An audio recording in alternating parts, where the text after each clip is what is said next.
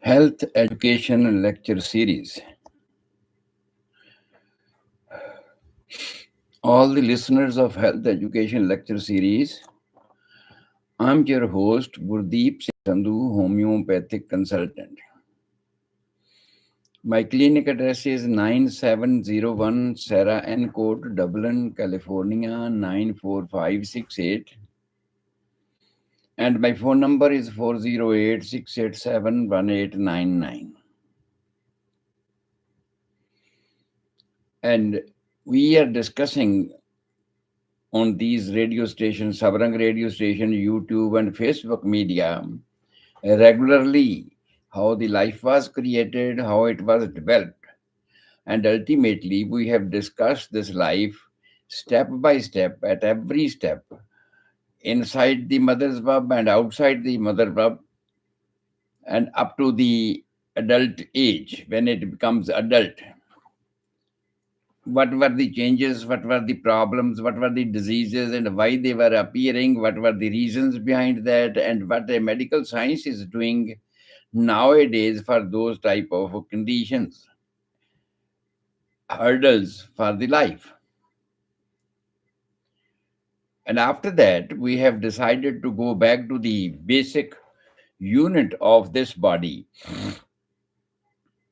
that is a cell. This body is composed of trillions of cells.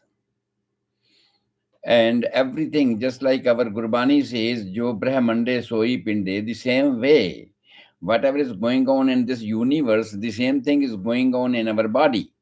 And whatever is going on inside our body, compared to the functions, as we discussed about the functions, Kriyat, the same way, everything is happening inside the cell, means the single units. So in the single unit of this body, in the cell, all those activities are carried out, which are carried out by this whole body. And if ever there be any problem which we see in a large scale and which is visible on our body by the symptoms, by its functions, disturbed functions, you can say, and the physical signs of this body, that preliminary happens inside the cell. And where it happens, what is responsible inside the cell, that we must find it out, so that properly we can treat it from that basic line. And when that from the basic point of the origination of the disease, it is cured, then it will be cured for a longer period, for a permanent period, if you can say that one. And in this, for this explanations, I have discussed with you in the previous lectures that what are the organelles, what are the parts inside the cell.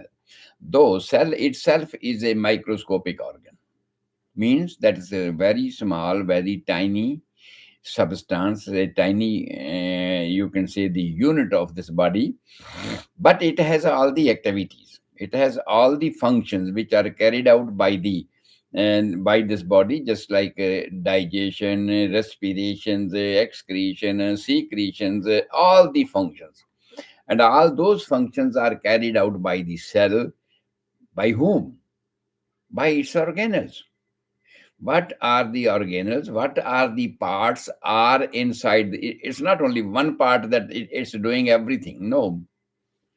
We have found that in this cell, there are different organelles responsible for the different activities of this body in a small scale inside the cell.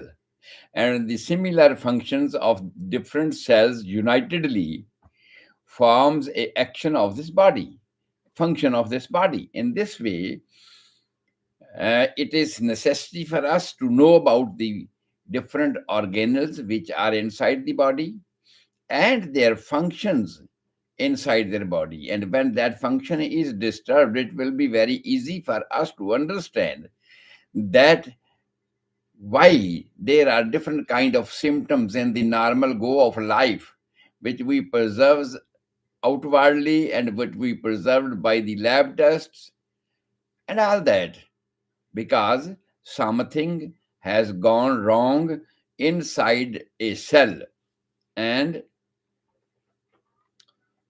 that inside a cell, not only in one cell, but collectively in a number of cells, it has gone wrong. That is why they are expressing the loss of function or damaged functions or abnormal functions inside the body, and that is represented at a large scale inside the body, that this thing is defective. For example, if any organelle is responsible for taking the oxygen or taking the respiration of the cell, then it means most of the cells of the body are taking part in this abnormality, or they are abnormal. They are not carrying out its normal function by one or the other reasons. And ultimately, this combination of most of the cells or many of the cells of that part are represented being represented by the whole body and by its functions, and you see some respiratory problems. In this way, the different organelles we have discussed about, we are discussing now, that they are responsible for the different functions inside the cell, and collective function of all these cells explains or indicates some type of disease, some type of abnormalities, and we name that a particular type of disease. There is a different explanation of the homeopathic system of treatments about the appearance of the disease by about the production of the disease. But as all of you know about the explanations which is generally presented to you by the doctors, by the modern medical science at this time, I would like to explain you in the same language, because you understand that one. Just like uh, um, uh, for pneumonia, bronchitis, and different other names, you understand that doctor says that you are having this problem, you are having this problem, and they name the disease. Whereas this concept is a different from the homeopathic point of view. The homeopathic point of view deals that there is only one life force, then that one life force is represented himself by through the body and by the normal symptoms when it is called health, and when it it is deranged, the symptoms are deranged, or there is some hurdles in the normal go of life of that vital force, that is represented in the terms of symptoms, physical and functional type of symptoms and appearance as well. And collectively collecting all those symptoms, we make a diagnosis and give them name. And homeopathic concept is different from this one. But because all of you know the modern concept at this time, and that modern concept is limited only up to the physical level. And here I would like to explain about this thing, that when a disease appears in the initial stage, a person says, I'm not feeling well. If you are not feeling well, it means we go to the doctor. And when we go to the doctor and doctor prescribes some investigations and lab tests and all that, depending upon the history, and ultimately the result from the lab test comes that, oh, you do not have any disease, all the tests are normal. Because all the tests, standardization of health standard, we have made it, and we have made it as an average after taking a calculation of the, just like we take 100 patients, 100 persons, and we have from all the 100 patients, we have examined their blood pressure, we have examined their sugar, we have examined their cholesterol, and we have examined their respiration rates, everything we have examined. And from all the 100 patients, there is a calculation, mean value, you can say. That mean value has become our standard, and that is known as medical standard of health. But it is not individual standard of health, whereas the homeopathic system respects the individual characteristic, individual medical standard of health, whereas the modern medical science respects the average medical standard of health. And that is why there is a difference, that when a patient says, I am not feeling well, and at that time all the lab tests are under normal limits, because in medical science there is variations from here to here, from here to here, it will be considered normal, whereas the individual standard of health is individual in each person. And we homeopathically considers those individual tests. And second thing, individual standard of health starts with the subjective symptoms, with the feelings, that when a patient says that I'm not feeling well, means the disease has started. But at this time, we do not know about that one, because we cannot name that one, because we are not having sufficient explanation to visualize that one, to realize that one by our lab testers. But the patient says, I am sick. It means the disease is in its initial stage, that is the subjective part. In our body, what is living? When it goes out of the body and we say this body is dead, that is invisible. And powers are always invisible. They are only recognized by their function, by their action on any machinery. Just like this light, you see the lights, and you see the wire is going to the tube from the main line. And if we see the wire, we do not see the power, we do not see the electricity, we cannot realize it until and unless it is on. Current is passing through that one, and it is acting on any machinery, any tube, any machinery, and that is working. And if that is working, then we realize that, oh, there was current in this, in that pipe or in that line. In this way, the life is going on in this body, and we realize that life, that power is going on inside this body by realizing the function of this body. When this body is functioning, eyes are seeing, nose smelling, tongue tasting, ears are hearing, all those things. These are the things that we say that there is a life.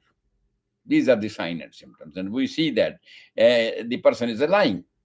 But when all these functions go off, a person cannot see, cannot realize, cannot taste. Ultimately, we say that he's a dead body. Do not realize all those symptoms. So, homeopathic concept deals with the initial subjective symptoms of the disease, but at that time there is no explanation or no name of that disease. Whereas the modern medical science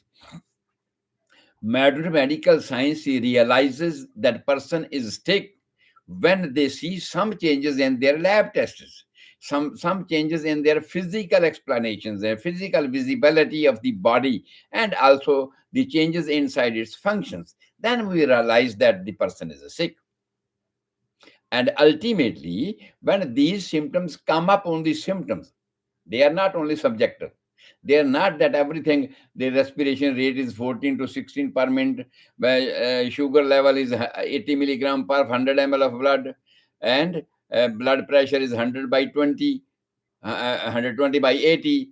All these meaningful things are in the normal range. And then we say he's normal. But when a person says that I'm sick, at that time, the value may remain same. That is why the modern medical science says that you are not sick. But ultimately, something has happened at a higher level that this person is becoming sick. And ultimately, doctor send you the home. No, you are not sick. Everything is normal. But he feels himself.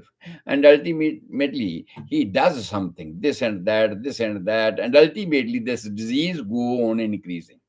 If he has not touched up He has not eradicated those particular points which make him sick. We will discuss about the causes of the disease later on. But ultimately, when a person continue suffering with the same situation, that I am not feeling well, ultimately at a distance, at time passes, and again he goes to the doctor, and doctor says, okay, again go to the lab and get the test done, and ultimately the results come, oh, your liver is damaged, your kidney is damaged, you have a high level of sugar, and you have a high level of cholesterol, whatever. Then he says you are having this thing, and then he name it that this is the disease. And now, what's the folly of this thing? What's the foolishness of this thing, you could say, in the other words? That our approach to cure the patient is limited now. We are treating the person just to abolish those physical symptoms which were not previously there. When he was subjectively feeling, I am not feeling well, and they were not detected by the lab at that time, but now they are detected by the lab at that time, when that disease has already progresses, has traveled a long period, a long time. In this way our treatment, whatever it is, will be limited up to abolishing those symptoms, up to eradicating those symptoms. And ultimately you might have seen that peoples generally are going to the doctors with the similar symptoms time and again, time and again. And sometimes the people explain, oh, doctor, you have given me that injection last 6 months and I was okay for 6 months. Please give me those injections. Please give me the same medications. This is what sometimes the doctor patient realizes.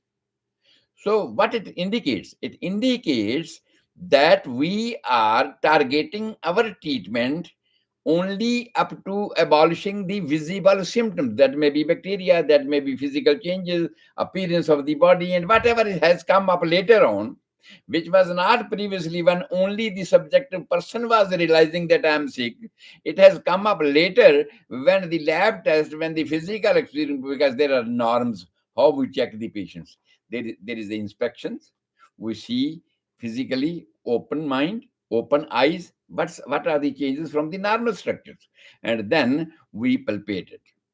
First inspection, palpations, that if there be any change, if you see any realization that it's not normal, and after that, percussions. We press it, we touch it, we move it, and if there be any pain or anything else, that also add to our diagnosis. And then after that, auscultations.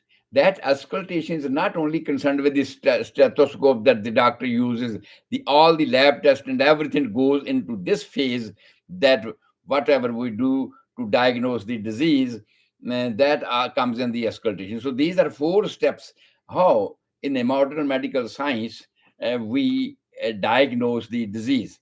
And now for the treatment basis, we are only concerned that whatever the bacteria has come up, we are visualize in the lab test from the stool, urine, blood, sputum, whatever. Now our treatment is targeted just to get rid of these bacteria, to get rid of these symptoms in whatever way. Just like you are taking a everyday blood pressure medication, you are taking everyday sugar medications. What's the purpose of that one? The purpose of those medications is just to eradicate those symptoms which are abnormal time being, because we are not going to the root cause from where it was started. Oh, I'm not feeling well. And at that time, what was the reason? What was going on? What were our behavior? What were our environment? What we were eating at that time? All that we are not considering here. But the purpose of our treatment is at that time that whatever changes, physical changes in the tissues, in the cells, whatever changes in the functioning of the body, that we consider. Whatever changes This bacteria was not the normal content of our living body. No, it has come up now, so that should go. Just like tuberculosis bacteria, just pneumococcus bacteria, just gonococcus bacteria. There are many more type of bacteria we see in the labs, which was not in the initial stage of the disease, but now we see it. And our treatment is targeted just to abolish all these things. And when these things are not visible in our lab test, and when the physical appearance and everything which we have indicated in the initial stage of examination, now that's not there. And we declare it, you are okay, now you are healthy. Sign of health. We say sign of health. But ultimately, after some time, the patient comes with the similar type of symptoms again, because we have not checked those reasons. We have not targeted that point of the disease from where it has affected our subjective level. It has affected the subjective level of the patients. We have not gone to that level. This is for you at this time. And now, because you know this language, oh, doctor, what's the name of my disease? Then doctor says, oh, this is your the name of the disease is this one, based on the physical changes and based on the bacteria or whatever they find it. And the target of the treatment is up to abolishing those things. Whereas the actual reason which has produced the changes in your mentality, the subjective symptoms of the patients, we are not tackling with that. That is why diseases are coming time and again on the system in the same patients. But I'm bound at this time, because we have to explain the things, but you understand. You do not understand the subjective things. You do not yet realizes what's the vitality, what's the power inside the body. You are not, because I have given many lectures on these things, but later on I will also explain all these things. But first of all, I'm limited to this body. I am limited to this body, which is going on in the medical science, that the single unit of this body is a cell. And whatever is represented by the body in the shape of symptoms, maybe visible symptoms, inspection, maybe palpating symptoms, and maybe percussion symptoms, maybe auscultation, the lab and everything symptoms, on the basis of that symptoms, those symptoms, we diagnose the conditions. We give name to that one. And now our purpose is, for the purpose of treatment, is concerned up to abolishing all those things, to washing out all these things. And for that one, we go to the basic unit. What was wrong? Because this body is made of systems, and systems are made of organs. The organs are made of tissues. The tissues are made of cells. Different kind of cells. We have already given you the explanation in my previous lecture. Types of cell, that how they change, how they form, how they form an organs or tissues. All those things has been discussed in my previous lectures. But today, I am discussing with you that this cell means not only one cell. This cell is carrying out all the functions. It has been indicated now. It has been learned now that all the functions which a body is representing in a life period are carried out by a cell. It means cell is not a single thing. There is something else which has, you can say, the different departments. The different departments inside the cells are carrying out different functions. Their responsibility is different. So to find out all those things, we were going to study the cell. So first thing I have told you about the cell, that it's like a fort. It's like a fort, and every fort has the outer side boundary. And outside boundary of a cell is known as cell membrane. And cell membrane is a double-layered membrane, a double-walled, you can say, a double-walled membrane. And between these two membranes, there is a simple fluid. interstitial fluid is living just to lubricate those things, because cell in its functioning internally enlarges and constricted, enlarges and constricted. Ultimately, it needs space, and that space is provided by the gap in between two membranes, and there should not be any frictions for that one. There is a little fluid in that one, that is known as the niche.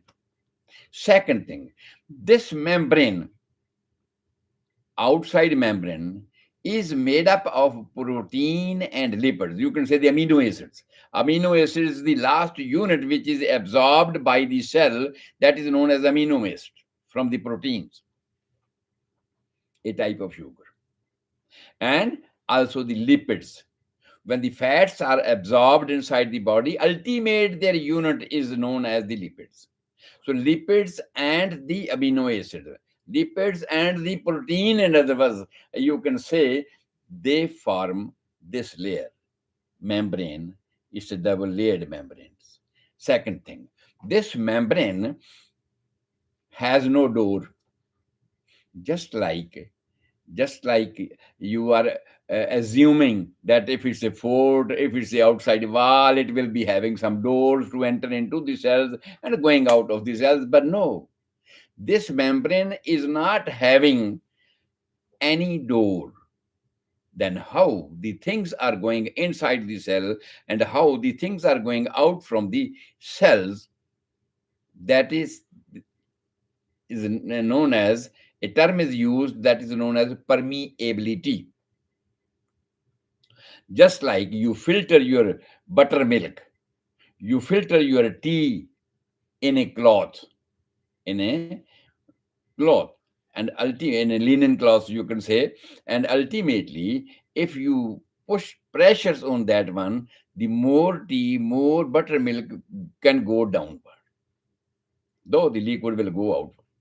But concentrated blood after digestion of your food, concentrated blood is circulating inside the body and going door to each and every cell, and that has to go inside the cell, but that's thick, and it depends on the consistency of that blood and the permeability of that membrane. The permeability means just the linen cloth, it was having pores inside that one. If it's a paper, it will not move outside. But if it's a cloth, it's having fibers. It has fibers, and even inside those fibers, there is a gap, though it's not visible by our eyes. We can see it in the microscopes. And those pores depends on the pressure.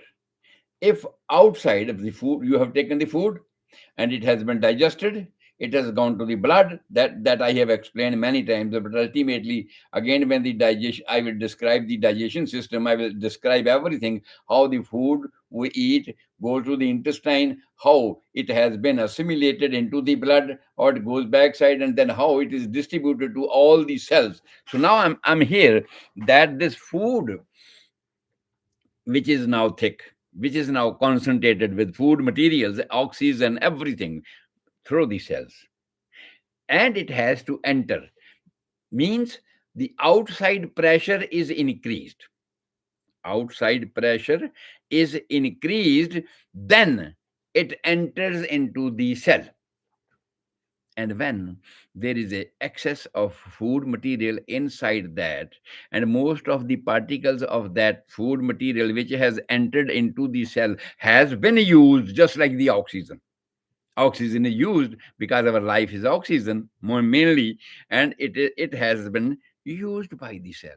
The ultimate, the waste product of that fluid, that food, cell has to send it out. And when the cell has to send it out, means the pressure inside the cell will increase. Pressure in the cell will increase, and it will go back to the next route, that is the vein.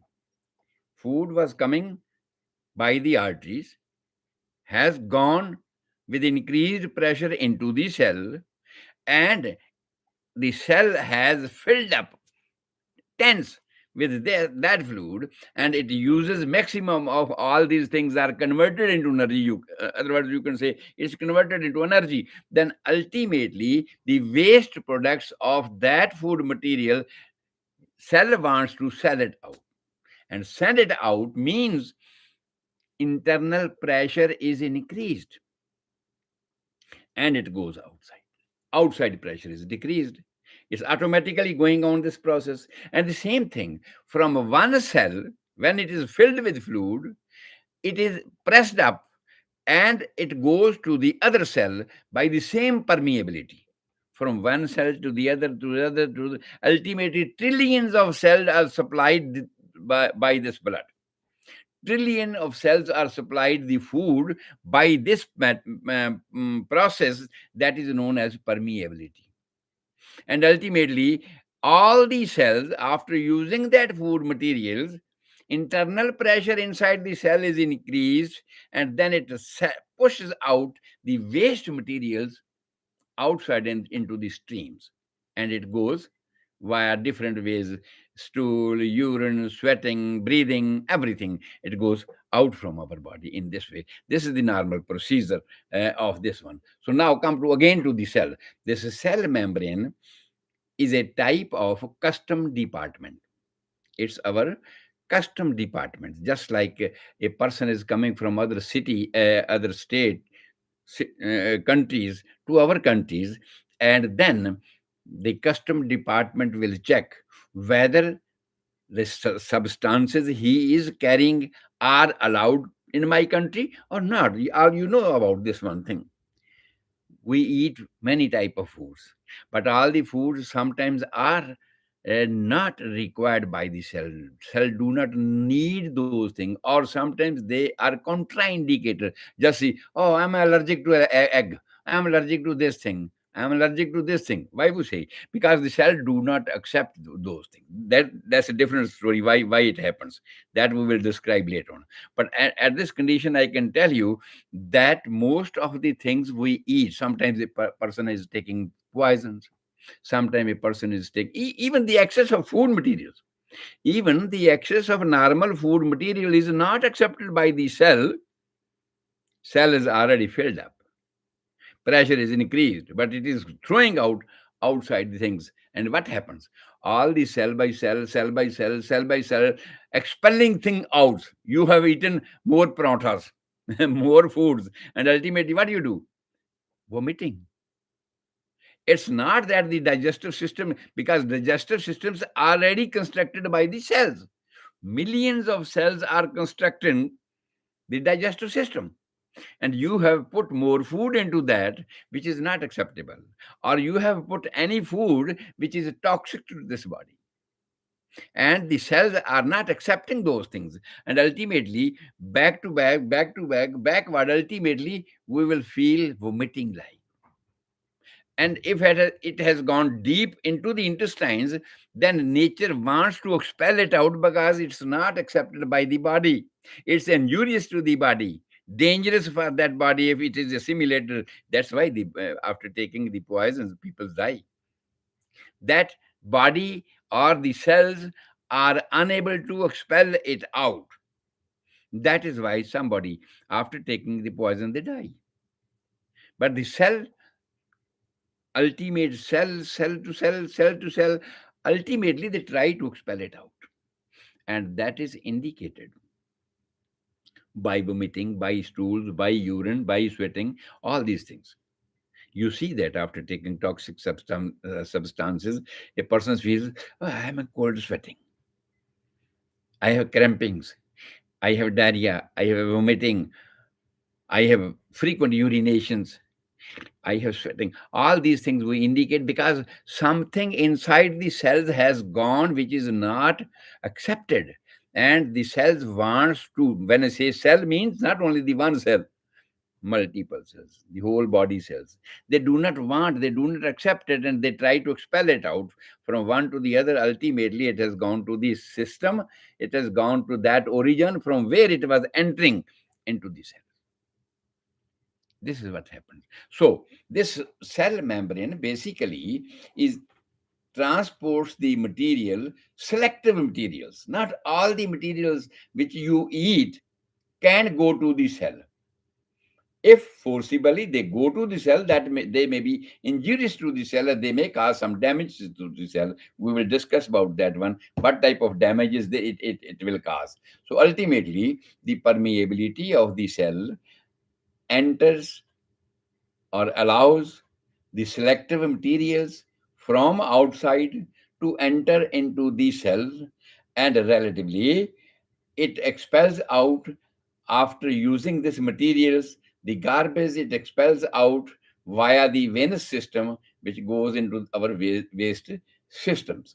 Second, this cell membrane is a flexible.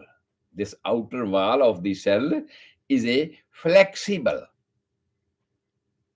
What type of organ it has to form, it makes similar type of shape. Just like you are constructing a home.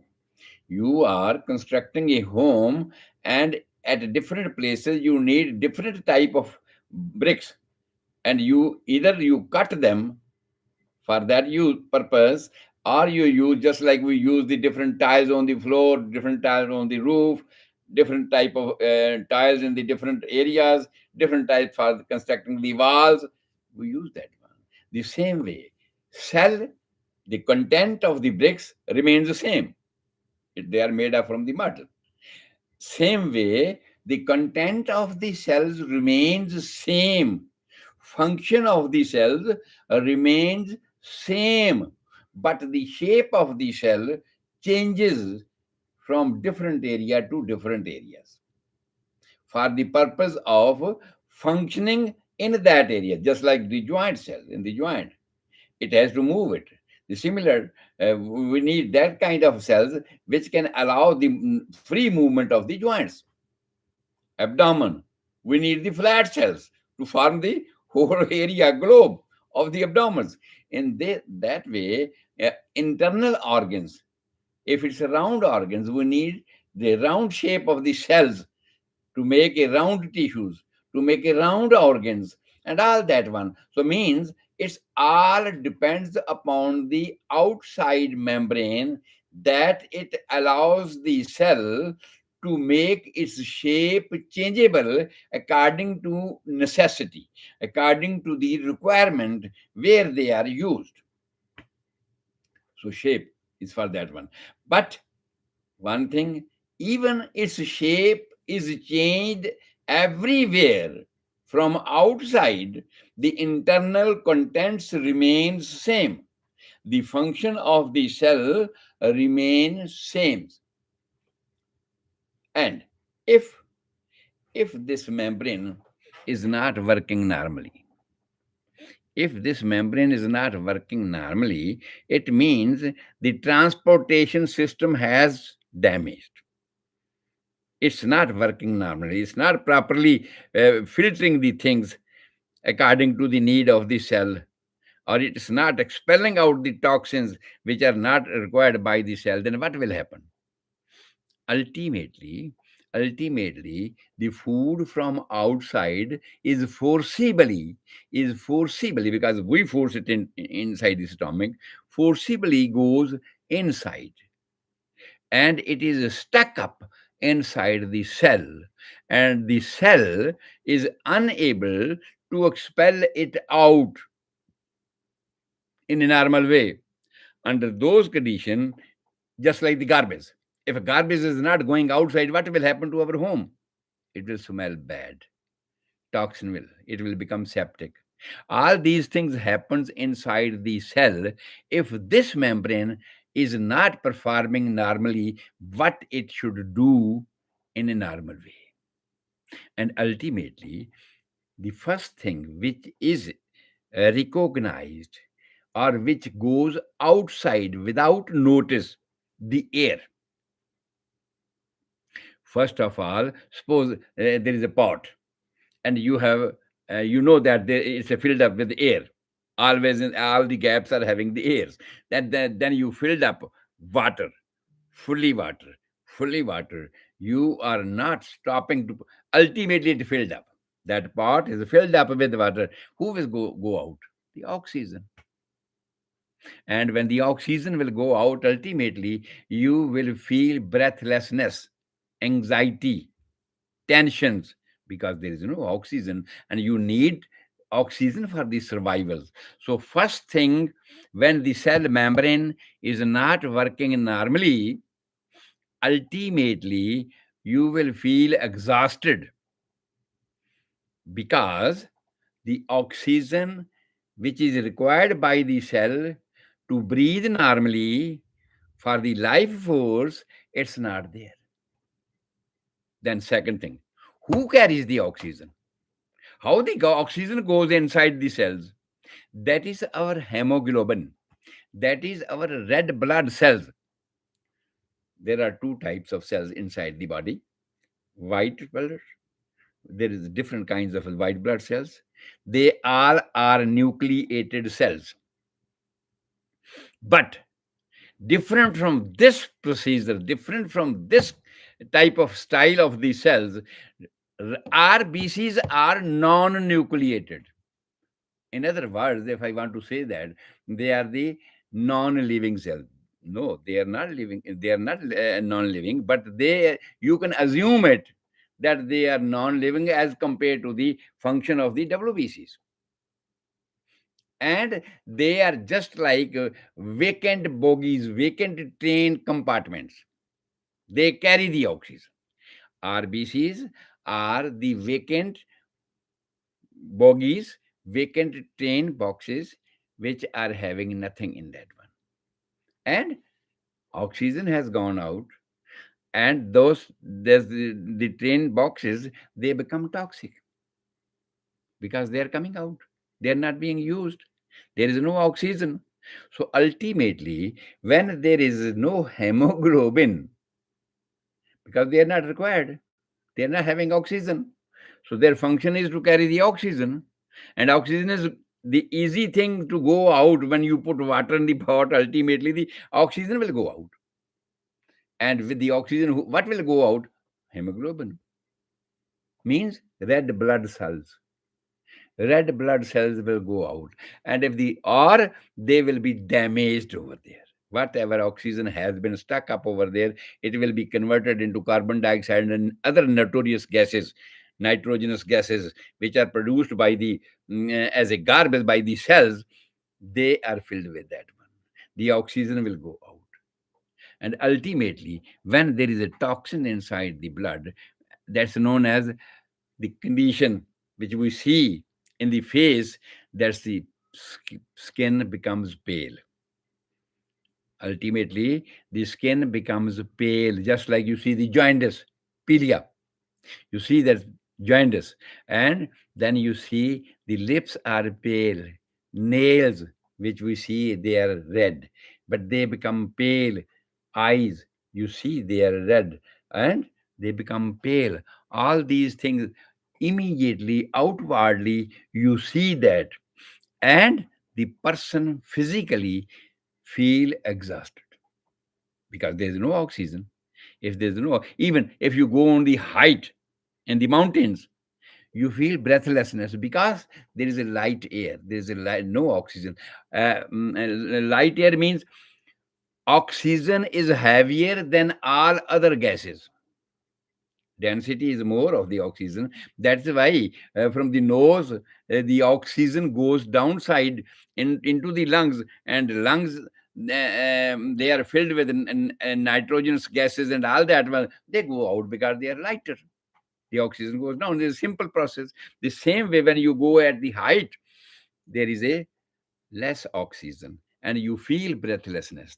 The same way, if this membrane is not working normally and this permeability is obstructed, then toxic substances are entering into the cell and it is expelling out the oxygen. But the other things are converting into the garbage, but they are not going out, produce toxins. The first thing I told you, that under these conditions, the first thing we see, the yellowness of the face and condition of jaundice condition of pelia, in case you can say that pelia, and the energy level immediately down. If you go, just like I told you about the mountains, your energy level is very low at the tops.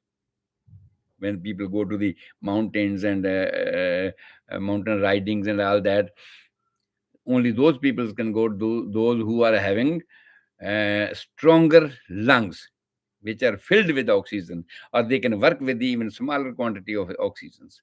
Those people go to the heights hiking. In this way, the first sign, if this membrane is not working, will be indicated by the condition of jaundice. All things becomes pale, and also the energy level of the person will become low, will not be able to work efficiently, actively. It is not. And after that, you can say the tongue becomes pale. Even the tongue, if you see, that's red. But ultimately, the tongue has become red, pale, because there is no oxygen. And ultimately, what we see, when there is a damage, in general, when there is a damage to the hemoglobins, to the red blood cells, or in general, you can say from to the cells, because also the white cell, you can count it here.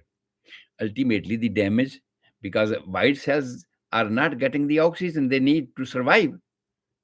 In this way, ultimately, when it reaches to the damages of the white cells, the protecting forces of our bodies are weakened. Under those conditions, the spleen, which is the head of the department for maintaining the cellular activities, cell activity, cell repair, though you know that all these cells are prepared inside the long bones, but they are transported to the ultimately through the circulation to the spleen, and the spleen, they scrutinize them and they check them. Whatever the cells are not usable, they are not capable of taking the normal quantity of the oxygen, they are broken in the spleens. Or the other cells, which the spleen thinks they are fit, they are sent to the circulations. And now I'm saying that there is a little more damages to the cell of the hemoglobin, RBCs. Ultimately, relatively, there is a damage to the WBCs. Ultimately, energy level becomes low. Immunity, which is protecting power by the WBCs, eosinophil, basophil, neutrophil, monocyte, lymphocyte, large mononucleated basophil. There are different kinds of WBCs. They also are dying because the cell membrane was not working normally and it was not protecting transportation in and out, and ultimately the actually part of the oxygen is lost. And what we say, it's called as cell death. So ultimate of this condition, when the cell membrane is not performing normally, cells are dying. Cells are dying, and ultimately this will be the total death if it is not recovered. If it is not treated properly, then it will be death. I will tell you what to do for that, for those conditions, in these conditions. So ultimately, physically, I told you, you will see enlarged spleen. You will see abdominal pain because there is a backside pressure. Just like in the canals, you see, if the canal is blocked from any area, ultimately there is a flood of water in the backsides. Dav. In Indian language, we say dav. So ultimately, this pain is increased in the abdomen because of the backward pressures, toxins. And this kind of condition, if persists, it forms tendency to form the gallstones from the in the gallbladders. Concentration. The concentration inside has increased.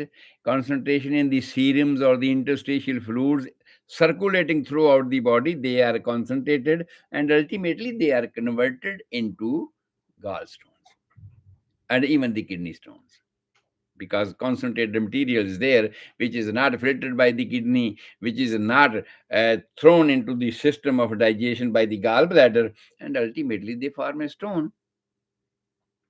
So acute symptoms, generally what we see, the shortness of breath, palpitation, rapid heartbeat, that is known as tachycardia. Medical term is known as, this is known as tachycardia. And when the oxygen is less, sometimes you might have seen, oh, chakkar, vertigo, dizziness. When the oxygen is not supplied properly to the brain tissue, that is known as anoxia of the brain. And why it is happening? Because this permeability of the cell membrane was not normal, and the oxygen has gone out, and the toxin has increased inside the cell wall, and the function of the organelles inside the cell wall is disturbed. Weakness, lethargy, dizziness, vertigo, ultimately happen this thing. And person generally, if it's in the initial stage, why the people becomes irritated? Mostly, when there is a less oxygens, and a person has to perform some duties, and he is unable to because he is having less oxygen, and ultimately, and though he is eating well, he is given food, but that food is not utilized. That food is not given to the cells by the cell membrane because of the defective permeability of the cells. Under those conditions, the person becomes irritable, muscle weakness, easy stiffness of the muscles. We cannot move our hands, we cannot move our arms, legs. There is a stiffness of the muscles. And the main thing, sometimes it happens in the newborn babies, because they are having genetic acquired syndrome that is known as muscular dystrophy. And most of the kids, if they are inherited this kind of condition of the damages cell membrane, because of their parents were having in small quantity, and the children, newborn children, are having more in that, in the quantity of damages of permeability of the cells, and ultimately they are diagnosed as permeability of the cell and muscular dystrophy. Muscles are not working, because all the cells in the muscles, they are not having oxygen, they are not performing, and they are not having this elasticity which is required by the muscles, which is required by the extremities, arms and legs, and then they cannot move it. Lethargy. And ultimately the persons die early of their age. Even the children die in their early age because of this muscular dystrophy. Joint becomes stiff. And if in a case, shortness, ultimately it progresses. You are not given a big duties, hard duties, physical duties, but ultimately you are still surviving, and you reach to the old age. You reach to the old age. Then at that condition, when there is a lack of oxygen, muscles, nerves, brain, and everything is not supplied by the proper oxygen. Then under those conditions, and less hemoglobin, under those conditions, the patient suffers with the Alzheimer's disease. Patient suffers with the Parkinson's disease. These two names are uh, given to the this kind of conditions when there is a incoordination incoordination between the mind and the body. Our mind thinks that I want to pick up this mouse, but when I try, mind send mind send the message to the muscles to pick up this mouse, but my hands are not cooperating this command. And when we try to pick it up, it will jerk, and ultimately the mouse will throw. Now, sometimes you might have seen that you are giving to 2-year old parents, you are giving him a cup of tea. Okay, Bapu, grandpa, pa, take this tea, and you pick up. You put this cup on the tables, and ultimately he is trying, because he knows mentally, he knows that I have to pick up this cup of tea and take. But his extremity is not cooperating the command of the brain accordingly, and then he hit the cup of tea and it is thrown out. It is not his fault. This condition is known as Parkinson. And also the Alzheimer type of conditions. These are the mental condition with the loss of memory and all those. I will discuss about these things, because this it needs a long lecture for what's Alzheimer, what's Parkinson's disease. But in short, today I have given you the idea that this is in coordination between brain and body, mind and body. You can say that when they do not cooperate, the command, ultimately, these diseases are known as Alzheimer's or the Parkinson disease. Mentally and physically, there is no coordination according to that one. Um, Under this condition, if the cell membrane is damaged, now you know all the things. I can just revise in few minutes, that the cell membrane is damaged, and the proper functioning of the cell membrane is not carried out to go the stuff inside. The food material can go inside and the waste can come outside. Ultimately, the wastage will become excess inside, and the cell will become tense, and the first thing which will go out, that is the oxygen. And oxygen is carried by the RBCs. It means RBCs are not safe inside the cell, and they are damaged. They become toxins. And if the RBCs are not there, it means the hemoglobin is low. Hemoglobin is low, and it is indicated by the jaundice and the weakness, breathlessness, tachycardia, and all these things are associated with that one. But if in a less quantity, gradually, it's going on, and ultimately, person is surviving, still surviving. And under those conditions, there will be splenomegaly, name of the disease. When the spleen is enlarged, bones are weak, they are not constructing the normal cells of WBC and RBC, which are constructed inside the bone, long bones. The cells are weak, and the spleen has more work to scrutinize all those cells, and to filter all those cells which are sufficiently able to work normally in the system, to throw them into the systems. And ultimately, the spleen with overwork is enlarged, splenomegaly. And sometimes it's very difficult, which causes pain in the left side under the ribs. Just layman can just check it. Doctor can see that this is splenomegaly and there's enlargement of the spleen, but a general public comes with these type of conditions: weakness, jaundice, exhausted feeling, breathlessness, tachycardia. And yeah, when you see that there is a enlarged spleen, normally the spleen remains inside the ribs.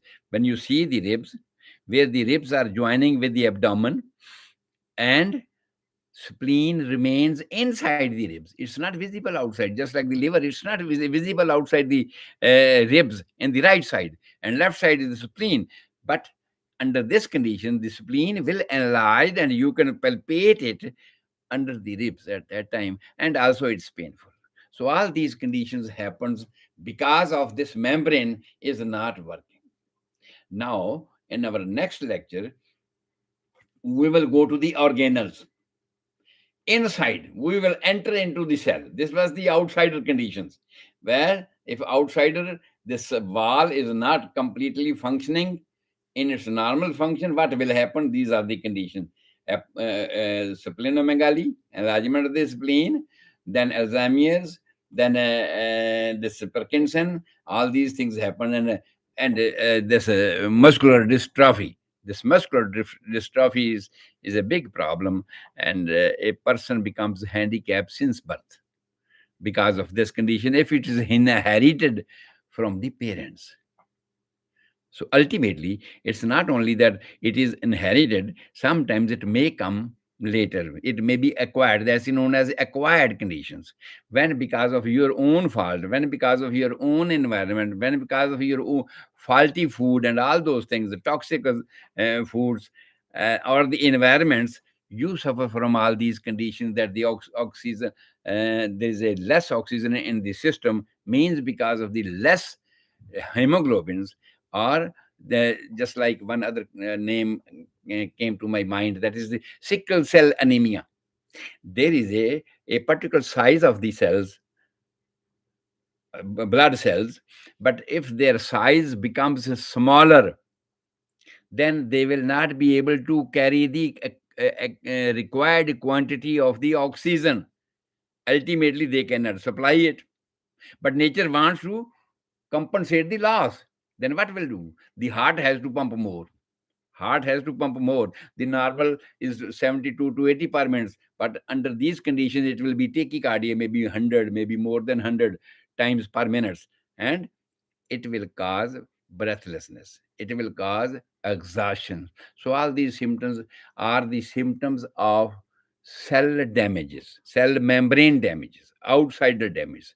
So in our next lecture we will discuss and we will enter into the cells. What are the organelles inside the cell which are performing what type of duty, and if they cannot perform that kind of duty, what will happen to our body, and how we can realize from the outside that, oh, that particular organelle inside the cell is not functioning, and then we will do that one.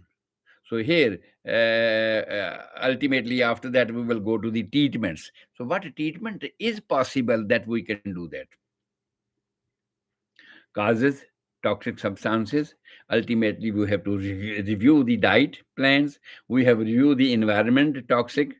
If somebody is put in the gas chambers, ultimately there will be less oxygen, no oxygen, and ultimately he will die, and he will be smothered. He will feel smothered, lack of oxygen, exhausted, tiredness, stiffness. All these things happen because there is a lack of oxygen inside the bodies.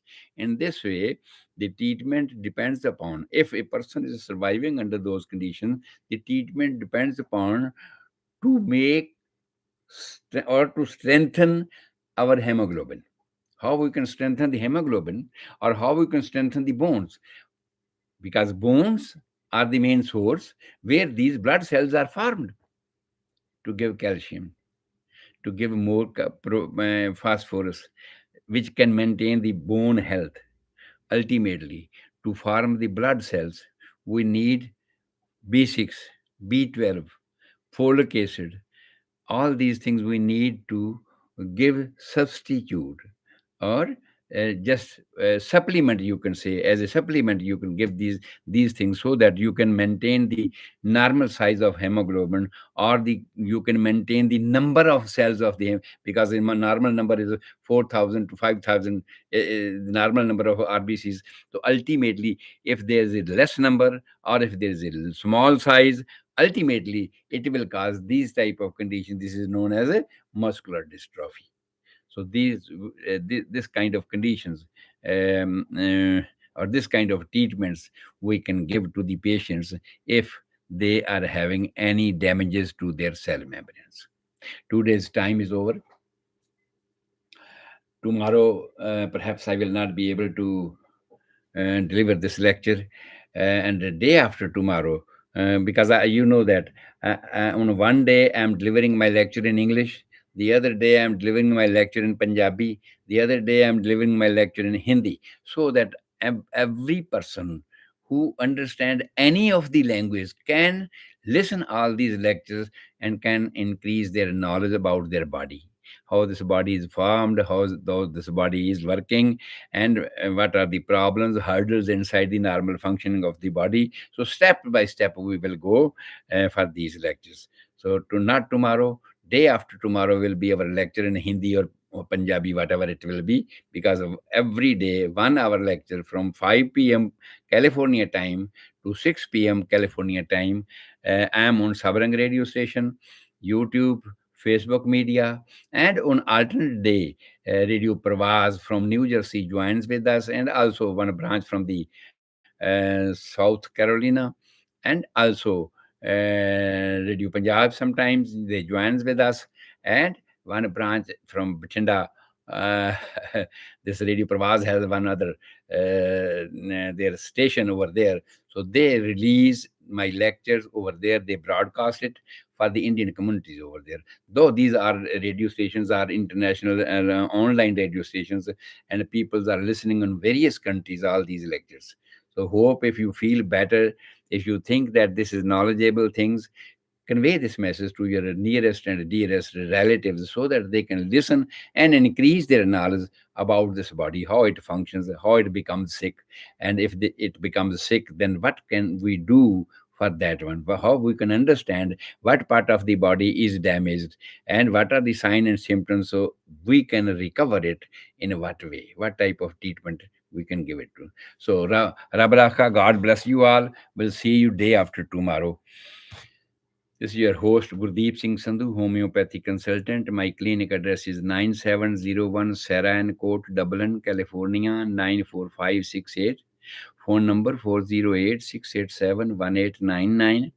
Email address homeomedicine@yahoo.com. Anytime, if ever you are tired of any treatments and you need a second opinion about your disease, yes, you can call me at 408-687-1899, and you can get a better opinion. As per my knowledge of 52 years of practicing homeopathy is concerned, I can give you my best advices for that one. And if ever you are taking any treatments, even if you call me, I can advise you whether your treatment is going on the natural way, normal way, or not. Because many of the things you feel, okay, I'm taking this treatment, I'm feeling better, but ultimately after sometimes you again go with the same type of symptoms, and you are tired of this kind of conditions. Ultimately, I can tell you what is the normal way of treatment. Wherever you are, go for treatments, but I can just give you the natural idea, the natural, when there was no medical science. When there was no medical science, even then people were becoming sick, even then people were recovering from diseases. The nature was curing them. And how the nature was curing them, we have studied that. That's known as philosophy of chronic diseases. How the nature was curing this body, that we have studied, and that I can tell you in every disease that what is the normal way of its cure. And if your treatment is going in those lines, it's okay. Wherever you are, go to the treatments. But if it's not going to the proper way of the natural way, then yes, I can advise you for that one. So Rabraka, will see you day after tomorrow. God bless you.